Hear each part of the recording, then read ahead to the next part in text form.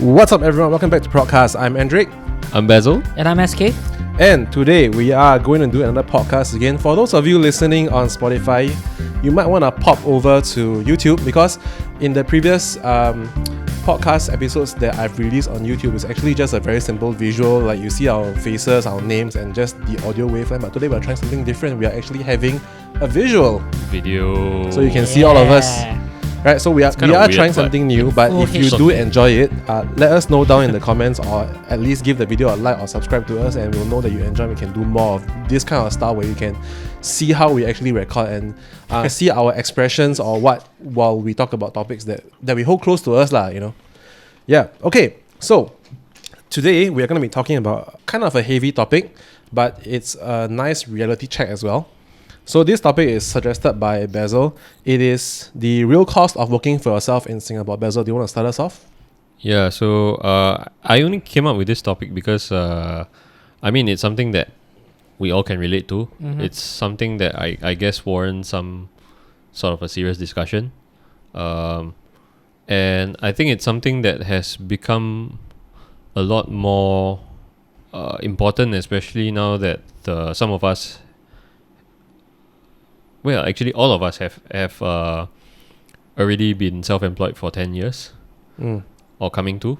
Yeah, coming to. It's a decade. I think we should be somewhat qualified to discuss this topic, because we have seen the ups and downs of self-employment. Yeah. And at this period of time when, when we are still, I wouldn't know whether we are actually coming out of the pandemic or are we still,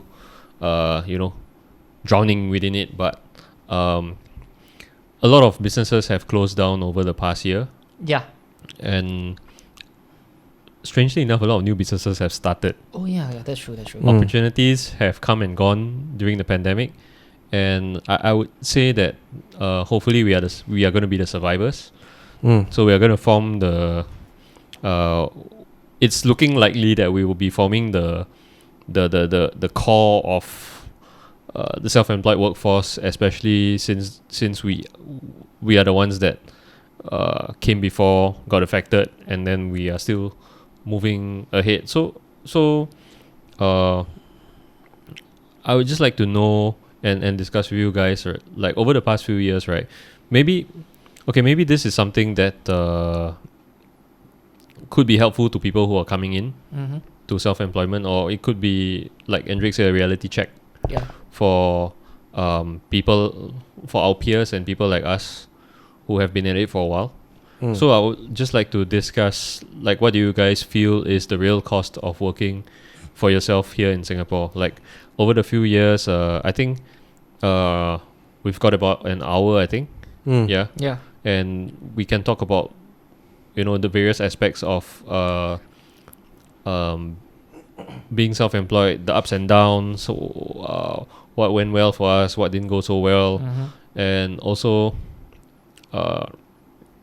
what have our families taught and how they have changed over the years. I think these are things that are worth discussing. Yeah, so maybe we can start off by each of us just saying, just introducing what we do briefly. Yeah, sure. Yeah. Okay, Yeah. I can go first. So I started. So since very young, I knew I wanted to work for myself already. Because being young, I wasn't one that is able to follow a lot of directions. Like, I feel like I need to be the one to set my own rules and directions. But of course, as we covered in the previous podcast episode where I talked a bit about how I got into the business, I don't want to repeat that whole story again. Yeah. But basically, my mom was one of the few people that inspired me to go and do what I want to do.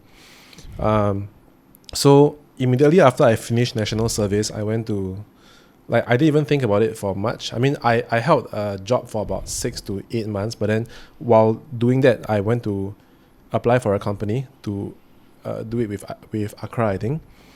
And I would say that in the last 10 years, even pre-COVID, the landscape has changed quite a bit. I feel that we are in a very awkward generation where we are stuck between the old and the new.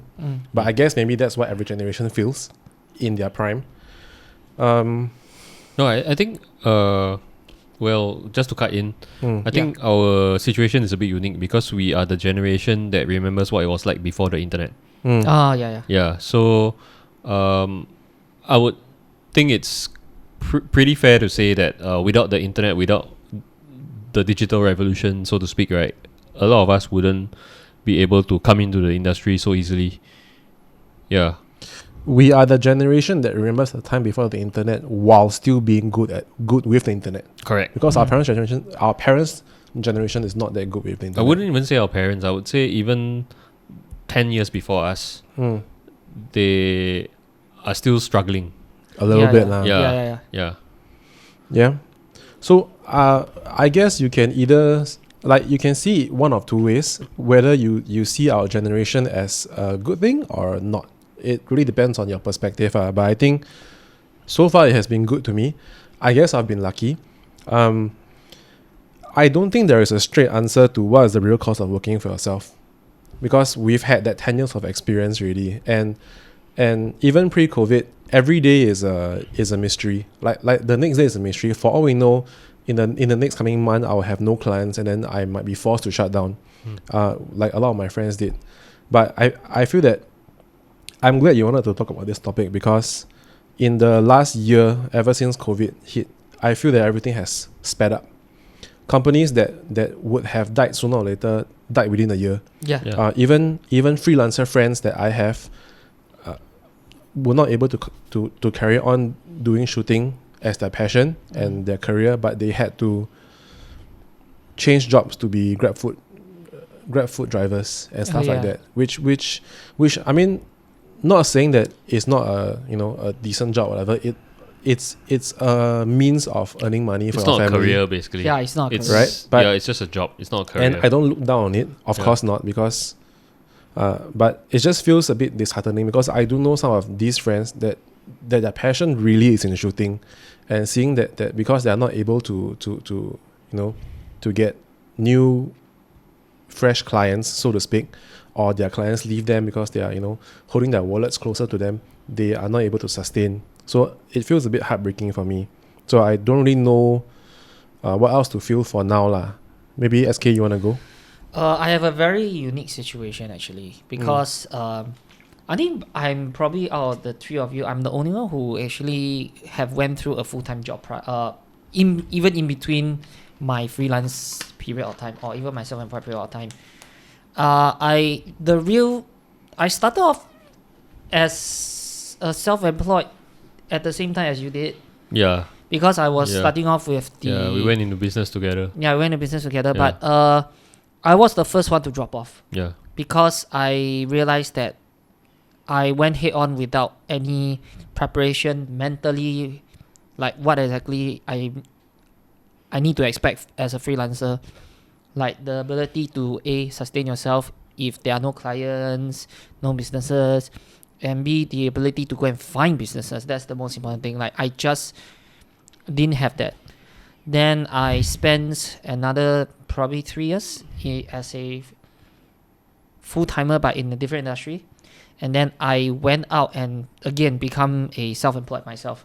So I probably will have different perspective in terms of being a self-employed as compared to being a full-timer. Like there are pros and cons that I can see. And I do also realize that as a freelancer, especially in the beginning, that period of time where you need to really like try to survive or persevere is very essential actually. Because the first time I started off, I did not have that mentality. I didn't know how to to prepare myself. I don't know how to look for jobs. Most importantly, I don't even know I need to do something to make sure that I can be adaptable during the period of time. And the weird part is, or the surprising part is, I left at a time when the company is just growing. It was just only like the first year. So it led me to see a different perspective when I came back the second time as a self-employed. Because the first reaction is, I need to be able to look for jobs and I need to last. So in the beginning, I just immediately look for every opportunities I can, I be able to find. And this led me to a weird situation during my first round of self-employed, because the good thing is I didn't have a company at that time. I'm considered a freelancer. So I went out to various companies to work. So on hand, there was a period of time I was doing training. I have almost like 12 companies on hand. Anyone who approached me, I'll say yes. So that's like basically like full-time freelance lah. Yeah, it's a full-time freelance. But it helped me for two things. I realized, I need to be able to network with people in order to know that, I'm actually here. I'm a freelancer. If you have job, look for me.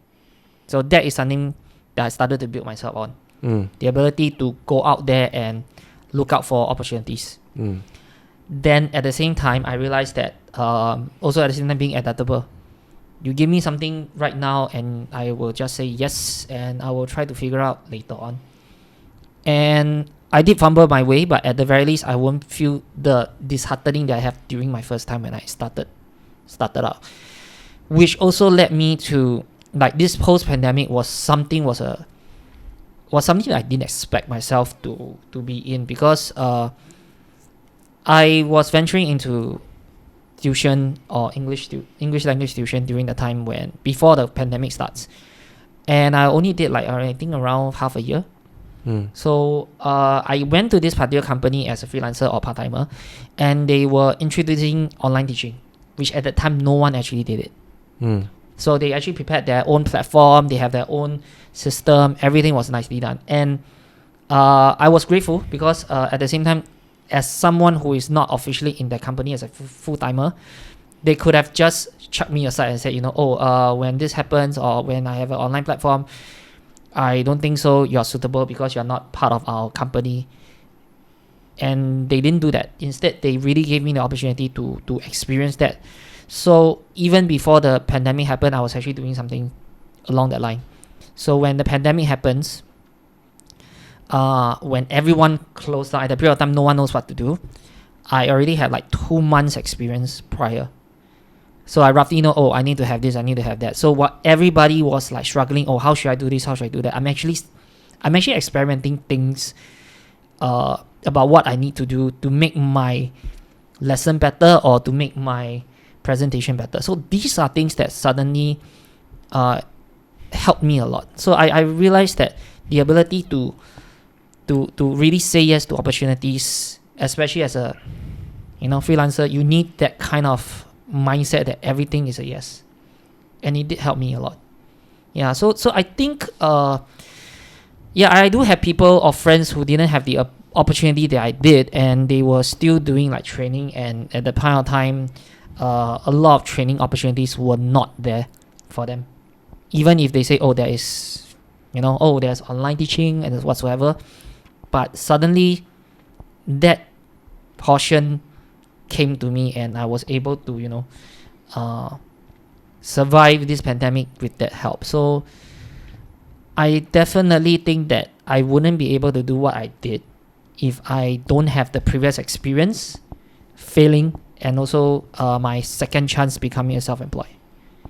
Yeah. Right. So basically you're saying that I mean this is a positive thing lah. I mean there's obviously that flexibility there. There's obviously a sense of building yourself up to be an adaptable person, so that we can, so to say, survive the pandemic or survive any not just the pandemic but any difficulty along the way. But the question I want to ask you guys is, we think that we have survived and we have adapted and things are going well, right? But things can so very easily go the other way. Like for some of our friends and people that we know who have decided to close shop and focus their energy on survival instead of really surviving, right? I mean, if you close your company, stop doing your stop taking photos or stop doing videos, right? You are showing in a way that maybe you just didn't have that adaptability in your how to say you're showing in a way that maybe you just didn't learn how to be adaptable. Yeah. So where do you guys think they went wrong? That's my exact same question, because I think when I think about this whole issue, right, especially what happened to friends in the same industry, until now I don't have the answer. Where went wrong? What went wrong? I wonder, like, aside from chalking up to I'm freaking lucky lor. Yeah, like, I agree. I don't see, like, I really don't understand why am I one of the few that is able to survive, whereas my friends cannot. Okay, so let's just talk about let me single out one specific friend. Okay, I'll call him T. Okay. Alright, T is a very well-known wedding photographer, and he's an award-winning photographer. In fact, he's my unofficial mentor. In fact, he was one of the few people that actually brought me into the industry. Without his encouragement, I wouldn't even have came in. Okay. Or rather, I wouldn't have had the balls to come in and to just leave everything behind. Yeah. But ever since the whole pandemic hit, he is one of the few that is not able to carry on, and he is quite respected among his peers or among people in the industry. Most people who do wedding photography would know of his brand. So when I take his case study and mine to compare, the only difference I could see is he's resilient, I'm resilient. He's determined, I'm determined. He's skillful, I believe I have my own set of skills as well. Yeah. The only difference is the industry that we chose to shoot in. I'm shooting for mostly corporate. Even back then was events, so not even that much weddings. And his is, I would say, 99% is weddings. But ever since the pandemic hit, the wedding industry took a huge hit, but not so much for corporate. If anything, the corporate side started to boom because every company wanted to, like, they saw how serious it was, and because of the lockdown, they wanted to digitize all their materials. Everything. Suddenly people want to do live stream. They want to do correct. right? I mean, it's a good thing that that friend has a side business to fall back on, which he is actually selling camera equipment and stuff like that. So he has that to tide him over. But I know that deep down he feels a bit sad that he can't be doing what he loves anymore. Okay. So, I mean, not answering the question, I don't know what went wrong. Is it just because of the difference in industry? I don't think so, right? Do you think there could be an element of ego involved? I don't think so. I don't think so. Okay, because what stops for example, a wedding photographer, right? If weddings are drying up, what stops that wedding photographer from deciding, okay, now I'm gonna try and shoot corporate instead? I asked him that, and he said that he doesn't have the corporate clients. Okay, clientele is one. Yes. And he doesn't have the corporate shooting experience. So even though, I mean, most of us here, we have done shooting before. We know that the techniques technically can be carried over. It can be carried over. There's definitely a learning curve there. Yeah. But it's not too big a jump. It's definitely a jump. It's not too big a jump. But if it helps you to survive and carry on doing what you love to do, I think it's an option worth exploring, rather than having to join the tens of thousands of people who suddenly sign up for Grab and Foodpanda. Yeah. Because I would wager that will be even more competitive, right? Yeah. It got really competitive really quickly. Exactly. Yeah. Exactly. And your own industry, when people are struggling, people are like, clawing their way out. If you stay, there's going to be opportunities for you. Yeah. Yeah. I think it's maybe just the lack of patience. Like for me, like when shit really did hit the fan was right before circuit breaker, right? Prior to our PM announcing that there's going to be a circuit breaker, work was still normal. Like work life was still normal. Yes, we might have to wear masks here and there, but it wasn't a big deal. Back then, pre-April, I think we were like, got COVID, okay lor. And to us, it was like the common flu. Because we all thought it was going to be SARS. We didn't know the severity of it yet. We all thought it was going to be like SARS. Yeah. Then until circuit breaker hit, after 2-3 weeks, everyone started to feel the pinch of not having income. And a lot of people started to panic.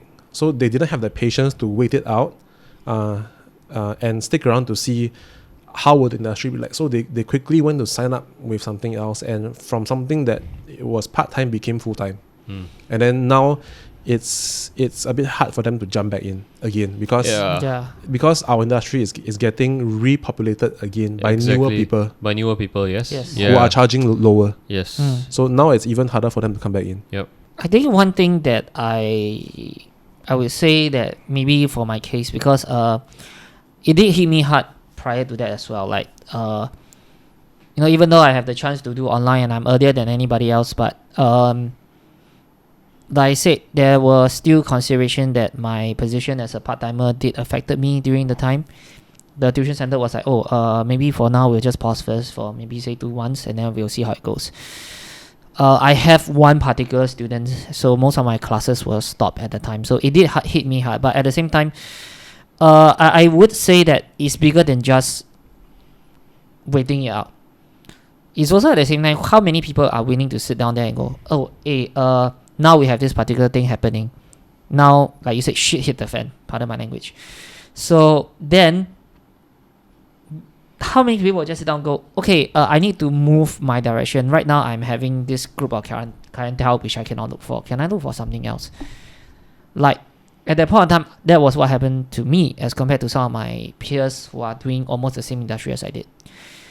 When they sit down, and I'm the only, I think I spoke to some of them will have the mindset, right now, this pandemic is going to happen.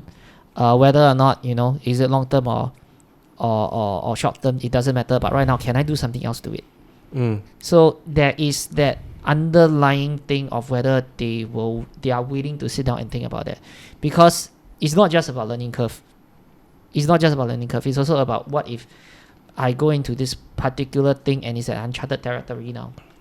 How do I find opportunities from there? The one thing that I did when I was before the whole pandemic happened, the one thing that I did is I tend to go into uncharted territory and try to swim myself. Prior to that, like I was taught as a so-called IT trainer. Then I have to go back into freelance. I have no opportunities there. I only have one company that I was working with, and the subject matter was leadership, which I have none of experience. I went in and I found some other opportunities midway, and I just take whatever I can.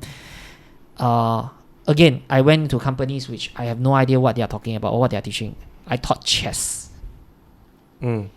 I flung at chess. I have learned chess before, but I never win because I have no idea how to plan ahead. Yeah, plan ahead. So that was the problem that I have, but I still went ahead and teach what I need to teach. So that was suddenly the idea that how many people. Then I think back that all these things did help, like the ability to go inside, something that is uncomfortable for you, and then trying to learn as you go. That kind of feeling, that kind of stress level.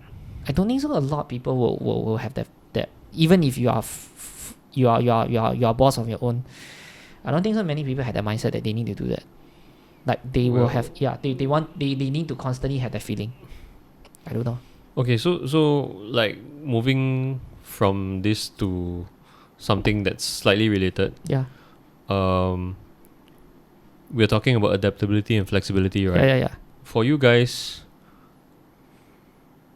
you understand that adaptability and flexibility take certain conditions, right? Yeah. Certain conditions need to be met before you feel like, and you feel like you're willing to take a risk. Yes. So these conditions are different for a lot of people. Yes. So which one do you think you are you? Are you the kind that you need peace of mind, secure safety net before you take the leap, or will you just be the kind that just go first and try it and let it work out? Okay, I will start with this one first. I would say for me is I'm the second, so I definitely is the one that will charge ahead. But I have one thing that many people didn't have, and I definitely can say that is I don't have family commitment. That is one. Which is why I can charge ahead, and I know that's why it's the same for me actually. Yeah. Same for all of us. Yeah. But I'm pretty sure there are a lot of people who are going to be the first and way a lot more because of the the family commitment that. I mean, not just family commitment, but we don't have other debts. Like we don't have other large debts like a house or a car to pay. Yes, that's true. Yeah, which many people, I mean, selfishly enough, not selfishly enough, but generically, many Singaporeans get themselves into that kind of lifestyle where they feel the need to own their own home, to have their own car. When Singapore is already so small, actually public transport is also perfectly fine. But that's a social cost, right? I mean, we all definitely go into self-employment because we project a certain kind of future for ourselves, and we want to achieve that. So, and for some people, owning a house, a certain kind of house and a certain kind of car can be part of that dream. So they might end up getting themselves into that. I'm not saying that is bad, but no one can foresee a pandemic like that happening. And when things happen, maybe some people prioritize certain things. Like I know people who quit their self-employment to get a full-time job because they want to keep their car. That sort of thing. So. But I do have one question that is slightly in relation to your previous one, Basil. Which is, ever since this whole COVID thing hit, right? I don't know. I mean, this is just my views, and my views could be on a very surface level. So please correct me if I'm wrong, because I didn't go and read that much about this. I started to realize that in 1 or 2 months, don't even say businesses, most people started to feel the strain on their wallet and bank accounts. Then my thought is, do you guys not have savings? Why is it like? Some of them have been working for 10, 20 over years, but it just takes you 2 months to deplete your bank account. Is that much? Why? Why? I'm quite shocked actually, because I mean, I don't really have much savings. Most of my savings were during COVID. But I'm still here. Exactly. So that's my question. Like when I was hit with the 2-month circuit breaker, I was taking it super easy. I was like, okay, chill lah. I had bills to pay. I had rent to pay because I don't see my parents. But I didn't feel as stressed out or as stretched out as everyone else was. I study loan to pay. I have loans to pay. But to be fair, maybe based on some personal experience, especially when I was in full-time, when I was as a full-timer, that 3 years, I legitimately went on a so-called I just spent, and I didn't have a lot of savings. I will be very honest. I spend on whatever things I like, and I spend on Japanese lessons. I pretty much I remember the only time I realized that I need saving was actually because I realized that I only have a few months left from my full-time job, and I need to go straight into freelance. That was where I realized that I need to have a bit of savings. But even so, it was so hard to get savings during my first year. So why not? I didn't have a lot of opportunities back then, and I am a firm believer that you need to invest in order to get returns. But I'm not loaning things. So at the time, I sort of already planned ahead that I need to get my degree, and also at the same time I need to find opportunities, and opportunities weren't there a lot during my first year. So I can just spend. I can just earn, and then everything goes back to the bills, goes back to my commitment whatsoever. It ended up in that situation. So I realized that the importance of savings at that point of time. Like, there are a lot of commitments I cannot have. There are a lot of things I need to forego. That was where I started to realize that change. So but again, there's a lot of people that didn't have that luxury, to me, for that as well, because like you said, a lot of the houses you are renting, but a lot of them they basically bought CPF, CPF, and those mine is paid in cold hard cash. No, besides CPF, you need to actually have some loans from HDB. So I mean yours is a rental, ma. So we're talking about if people go in BTO. But still, I think for most people, I mean, I hear from some of my friends, or I scroll through Facebook and I see some of the complaints on certain forums and stuff like that. People are literally, okay, I don't know if they're exaggerating, but I'm taking them for what they said. Where they said that if they circuit breaker another month and things don't improve, if the economy doesn't improve, they will literally go bankrupt. I'm like, really? You've been working for 10, 20 years and it takes you 3 months to go bankrupt? I'm not running a huge business right here. I'm not. I'm a one-man show. I have my own bills and expenditures as well. But I did my own calculation. Even if I have 0 clients, my savings can hold me out for a whole year. 12 full months before I start to feel the stretch or the strain in my bank account. At this point now, I cannot work for 1 full year if I choose not to. And I wouldn't I wouldn't really feel the financial stress, and that is already taking account into my bills and my daily expenditure, like food and whatever kind of stuff like that. So that's where I don't understand why most people are having this difficulty that they feel that they cannot sustain if things don't improve. Okay, I will bring this to maybe I'll phrase it in a question. I mean, it's slowly turning into a financial episode. Yeah. But it's not meant to be. No, okay. We need to roll it back soon. Yeah. Okay, I'll turn it in a more direct way to make you think a little bit further. Do you think that with our current situation, if we had a situation like you said that because you've been working for 10 years, so definitely you will know or understand the importance of savings, and you'll understand that you need backups, because again, we are freelancers. We definitely know that backups is very important. Now, if I turn it around and I say this, if anything happens and you don't your savings suddenly depletes faster than you anticipated, will you feel like you are going to be this calm, like what you're doing? I'll be very honest, like suddenly. Give me an example. For example, what happens? Let's say I get into an accident. Yeah, touch wood. Yes. Okay, so touch wood. Let's say I get into an accident, and what? I still have my savings. I still have my insurance in place. Okay. Right? Then yeah. So that's true. But at the same time, what if suddenly this? Okay, I would just say this. You don't know what will happen for this pandemic. Right. But what if it drags on as well? Plus, you have all this in place, correct or not? And it drags on another year. Seeing as how my trajectory has been for the past year, I'll be fine. You'll be fine.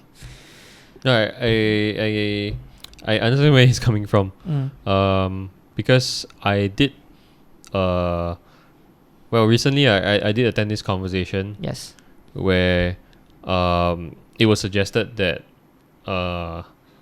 self-employed people people who are gainfully employed who lose their jobs are more well supported by the system, because self-employed people don't have a concept of being fired. Yeah.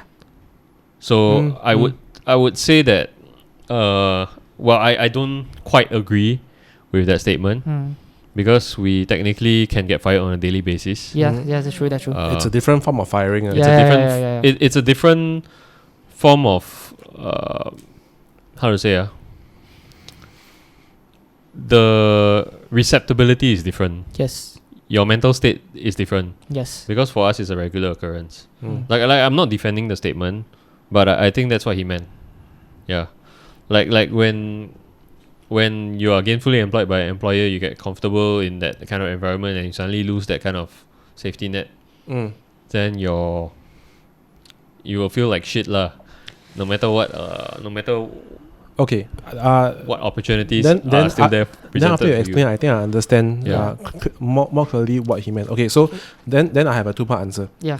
For myself, one is, if by something happened to me, you mean that something that is life altering, like let's say I get into an accident, touch wood, and I lose an arm or a leg, where I cannot do what I do anymore, then I don't have a choice. Then I will need to still use my skills or whatever I know to see if I can still carry on doing what I know, but maybe for somebody else instead of myself.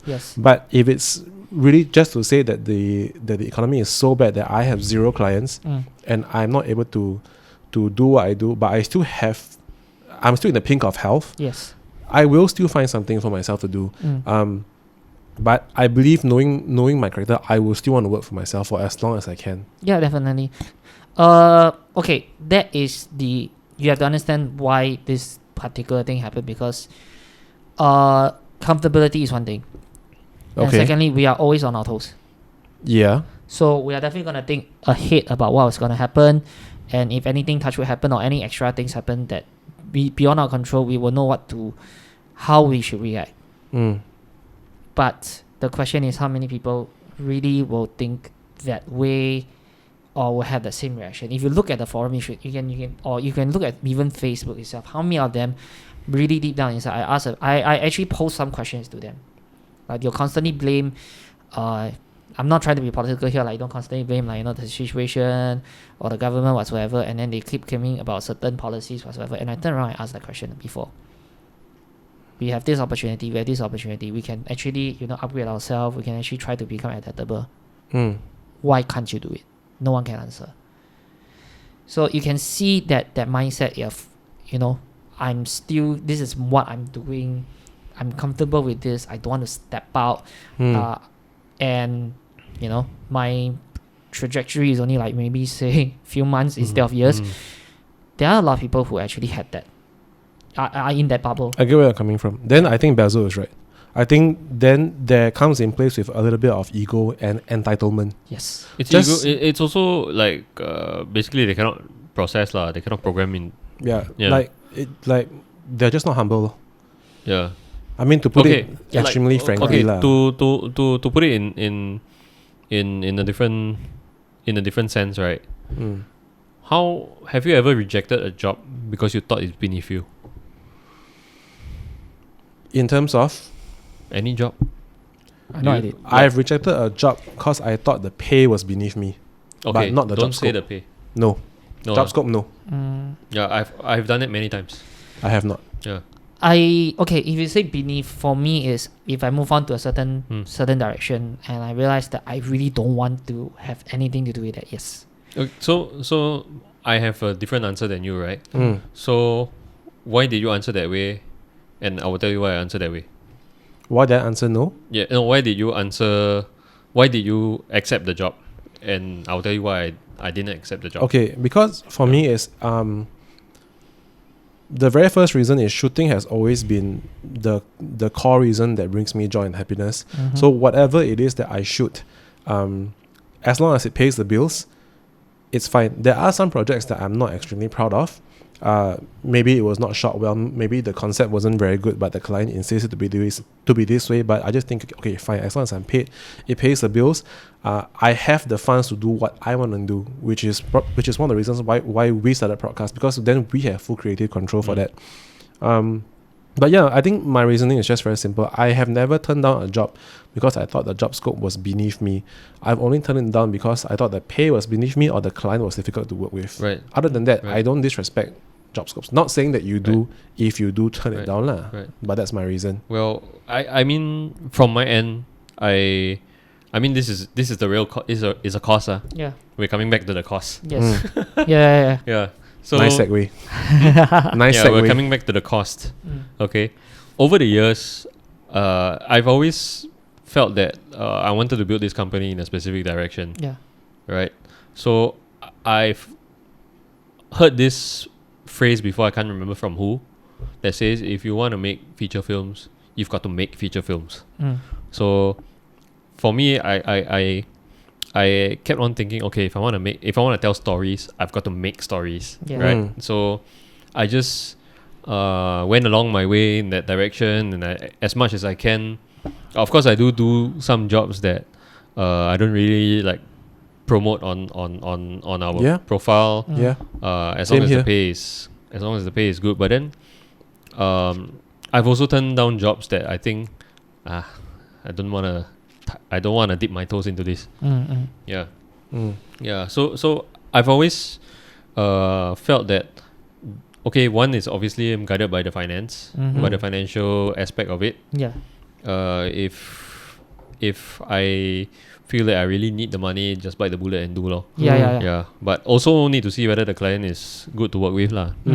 But my first priority whenever I look at a potential client or a brief or whatever, right? Is this gonna help me advance my public image, my career? Is this gonna help me advance the company's branding? Yeah. Because if it doesn't, then it has to be worth the time in money. Yeah. I think that's the biggest difference between your between the way you look at it and I look at it. Again, I want to stress again that neither of our opinions are wrong. It's just a different way of doing this. Okay, so from that, I gather that you take the branding of your company very seriously, right? To me, honestly, I feel that my company's branding is worth nothing. I don't care.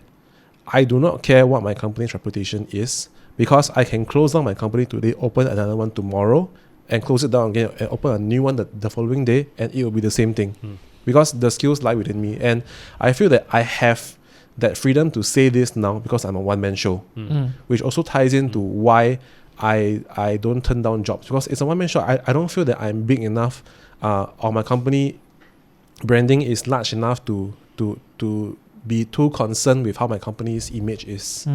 Yeah, so I think that's probably where the difference is lah. Right. No lah. I mean, I do agree with you that personal, like your personal profiling and branding is important. And as much as possible, I try to manage both the companies and my own personal profile. Yeah. And I try not to let any one of it go above each other. Yeah. Yeah. But it has to go up together. Yes. Yeah. I have a similar approach, but a different mindset on this. Do share. I'm not doing for branding's sake, but I'm doing for growth. Yeah, exactly. Yeah, I will sit down and go, I usually will sit down and go, if I were to go this direction and I realize that this is the direction that I want to go, will my old, whatever that I try to avoid, affect me? Affect the way or the opportunity that I can grow? I'll give an example. Prior to this, I was doing a lot of computer training, like programming, or even things that has a lot to do with like, MS Office, all these things. Something that I honestly, since the first day I show up as freelancer, I hated it. But I chose to do it because again, survival. But once I started move away from it, like I knew what I want. So as I gradually move towards like, I sort of like thinking that leadership is something that I want to teach and I want to learn more. Or maybe say language. Like right now I'm doing teaching English. Like this was already a plan since 2016 when I started. And I realized that I'm getting to there. I'm getting to that direction already. So do I have to still continue to resort to, teaching something that I hate or involved in something that I don't really like a lot because of survival? Then I'll start to really mitigate it. And that was how and quite honestly speaking, this is my mindset as well. Yeah, I mean it's great that you have the choice, right? Yeah. I mean everybody wants to have the choice to do what they like. Yeah. But before we even get there, we do sacrifice a lot of other things. Yeah. I did. Yeah. So in the past 10 years, like I'm sure all of us have seen people around us, they grow, they develop, they attain things that we don't have. That I mean, not say that I want things that they have, but we see people attain things that reach their targets. Yes, correct. Accomplish their goals, have things that we don't have. That's also one of them. True. Yeah. So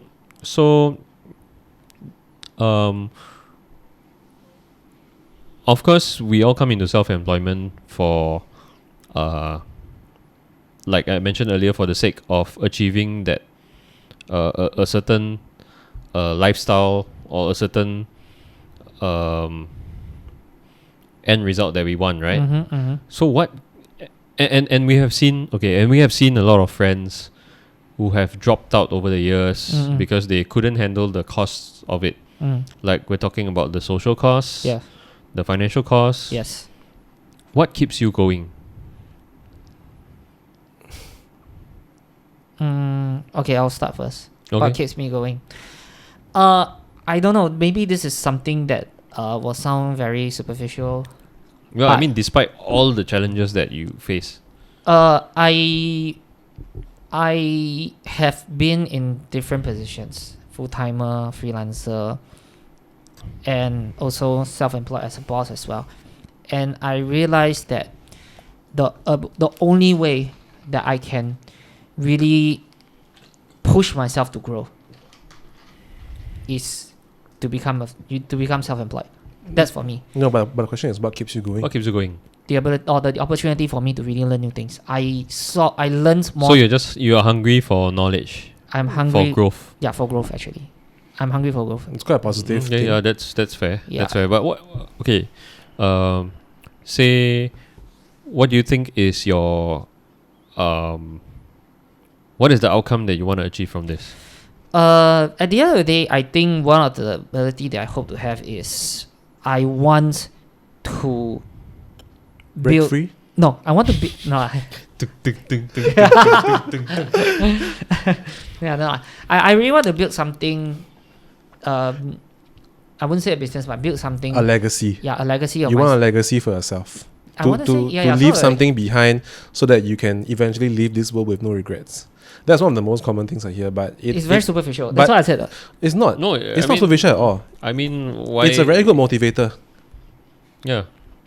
It is, but I mean, because one thing is, I personally, I don't want to say a lot about myself, but I really see people around me having all these regrets, having this chance to do it, but they couldn't do it, or because of family life whatsoever, and they couldn't do whatever they did.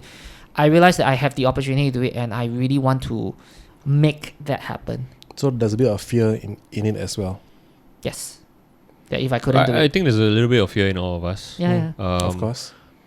Because have you ever had that kind of dream where you reset the past 10 years of your life and you went another path? Yeah, of I course. Yeah, freaking Dude, nightmare. not even a dream, it's a daydream also have. Like, Freaking nightmare. I just think about it.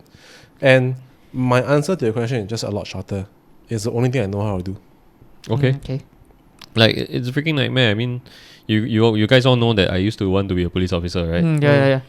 Like, I just realized a couple of years ago that if they had accepted me then, right, I would have been in the force for 10 years. And, to not have... To go in that direction, I know I would achieve what I want to achieve in my life. I would achieve what my 20-year-old self wanted to achieve by 30. But to do that, I would have to erase this whole part of my life where I met my friends in the Air Force. Went on and started my own company with some of you guys. Do this whole production company thing. Meet all these people in the industry and outside the industry. Meet all these like wonderful people and have all these wonderful experiences. I would have to give all of that up for a boring. Not that you will know also job. Yeah. I mean, if you had taken that path, then not that you would have been aware of this current path that you have chosen. Of course, but having like that like just having that thought about what I would have to give up scares you just to have what 20-year-old me wanted. It doesn't like super scare me. It's just like it's just a shame. So I'm kind of glad that my life turned out this way. That they rejected me and I spiraled for a while, but okay, after a while it was like fuck you, and then my life turned out this way, and now I'm on the way to doing something that I think had been there all this time. I just didn't see it. So do you think that could be it?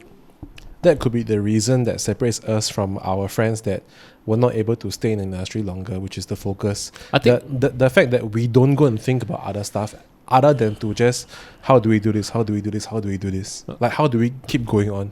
I think very importantly is the purpose. Yeah. Why you are doing it. Yeah. You said that's the only thing you know how to do, right? But I don't think that's it. Yeah, there has to be a purpose. I'm sure maybe you haven't figured it out, but I'm sure you will one day. Yeah. Okay. I mean, my answer is my answer of that's the only thing I know how to do would be the slightly more negative answer. I have one that is, I guess, in a sense also negative, but it's positive to me, which is to prove myself and all my naysayers wrong.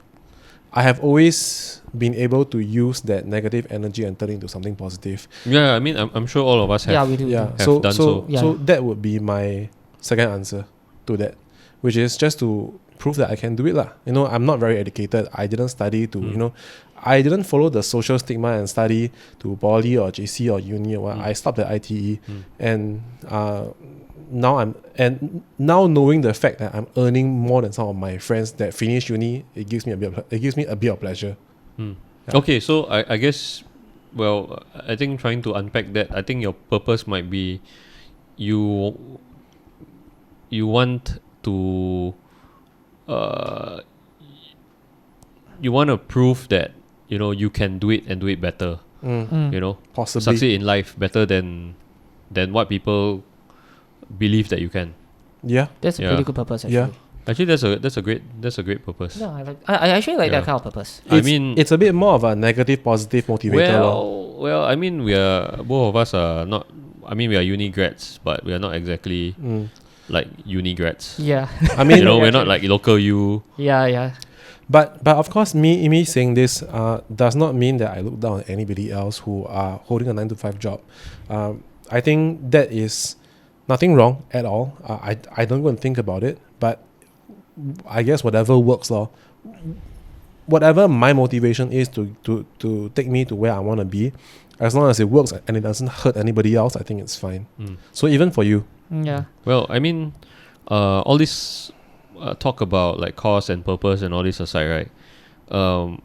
Let's say we were to have a conversation or something with somebody who works a 9-to-5 job, who's really, climbing the rat race, social ladder pretty much, or I have BTO with, Yeah. I have kids, I have this like Singapore dream kind of thing going on, right?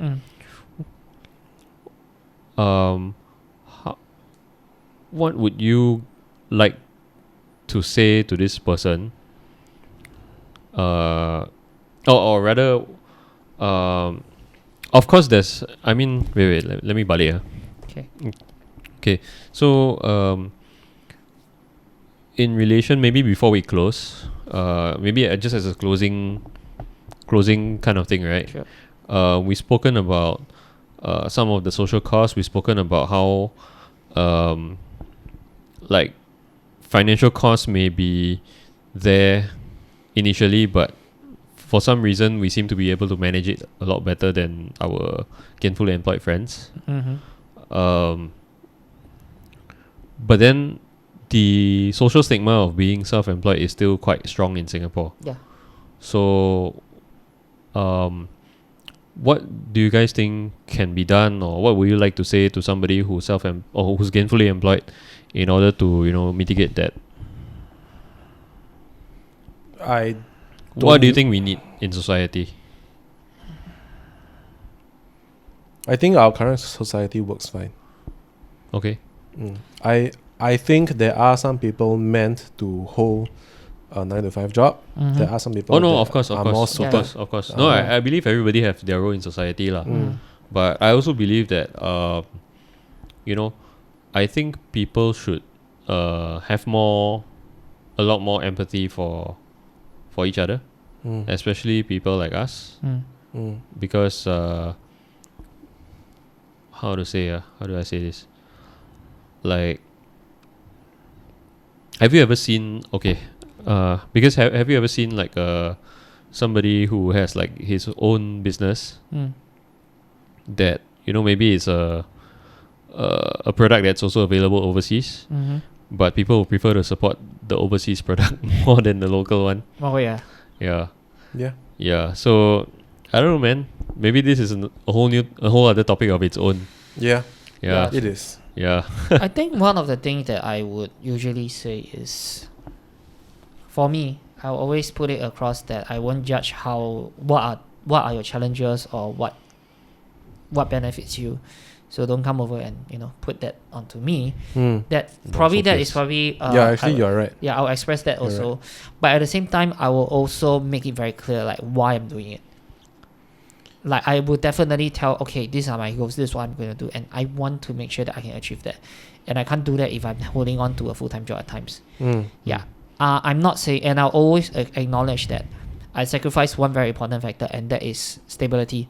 And I'm well aware of that. But at the same time, I'm not going to,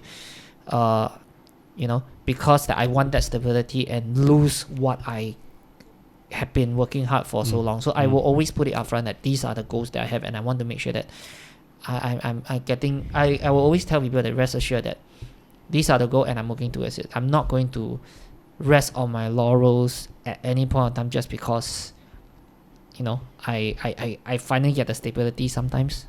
Yeah. I mean there's always that pressure to conform lah. Yeah, because we are people that have walked the unbeaten path. Is it the correct phrase? Yeah. Well, we have walked a different path than most of society. So there's always that fear in others, like, oh, wow, how are you gonna survive this, or blah blah blah. But then sometimes I think for me, I would just like a little bit more empathy from people. Yeah. Why do you feel the need for empathy from empathy people? and understanding? Like what have you gone through to feel the need for that? No, I've always had that kind of like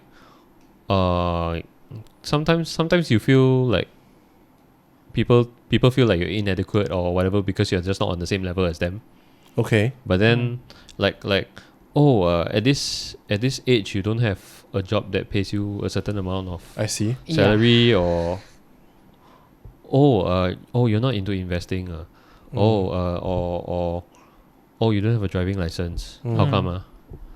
Or things like that lah. So it's like things that they have but you don't, so they compare to them lah. But I also have a lot of things that they don't, but I don't compare.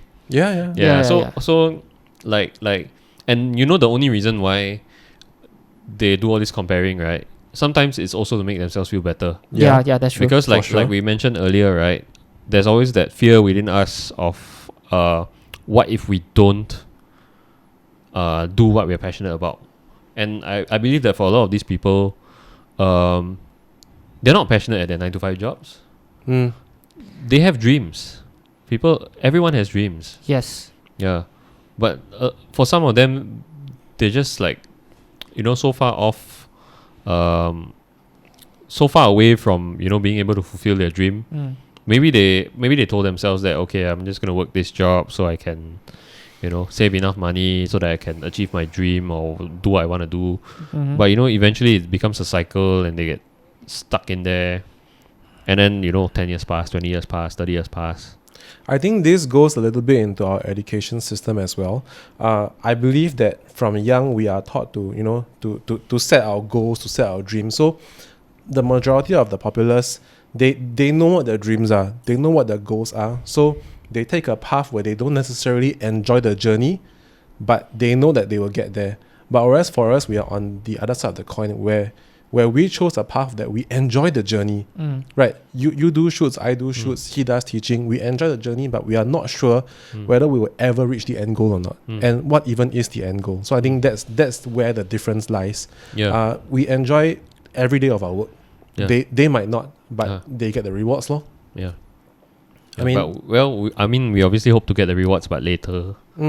So, but at the same time, I feel that the very fact that we enjoy our journey, that alone is a reward on its own.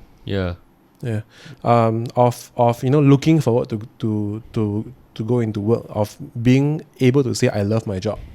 I genuinely love my job. And I think for me, I'm just glad that I'm able to be doing what I love and doing what I love when I'm young, not when I'm 55 or 60 waiting to retire. So ultimately, the fact that all three of us are doing what we love is we all share one similar trait, which is we don't really have regrets, lor. Yeah, well, I mean, hard to yes, say there lah. are Yeah, tiny yeah, regrets here yeah. and there, but generally we are quite happy with our choices Yeah, because we knew that we chose this. yeah, Yeah, Yeah. that's Yeah. true. So I think that's a good closing. yeah. I think that's a good way to close. We obviously have a lot more to talk about this because this is not a conversation that can be summed up in 1 Yeah, hour. this is a difficult topic actually. Yeah. It's extremely broad. Yeah, But yeah, I think maybe if we do come back to this topic again, we can give ourselves some time to think about what we talked about tonight, and maybe if we do have it again, we can bring in someone like a friend of ours that holds the 9 to 5 job to hear from the other end. Because now, for the past hour, all we have been sharing is from our end, Yeah. Our which own is perspective. which is similar. yeah. Yeah, so there's no opposing voice. So Mm. maybe the next time we can try bring in someone that can do it. Yeah, Mm. yeah, Yeah. yeah. And I guess there you have it. That concludes our Prod.cast Podcast for today. All right. So yeah. thank you everyone for listening in to our Prod.cast. If you enjoy our version on Spotify, do head over to YouTube to take a gander at our new visual experiment format. And if you like it, do drop us a like, subscribe, or leave us a comment. That actually greatly encourages us. We are not actually making money from this now. All 3 of us are taking time out of our schedules to do this. Not for any other reason, but to just to leave something behind so that we knew that we didn't waste our time in a way, and it helps us socially and mentally and emotionally as well to recharge a little bit. Yeah. But yeah, do leave a like and whatever. It really encourages us when we see that our stuff is at least being listened to. Yeah. And so as mentioned, you can find us on YouTube and Spotify and Google Podcasts and Apple Podcasts also.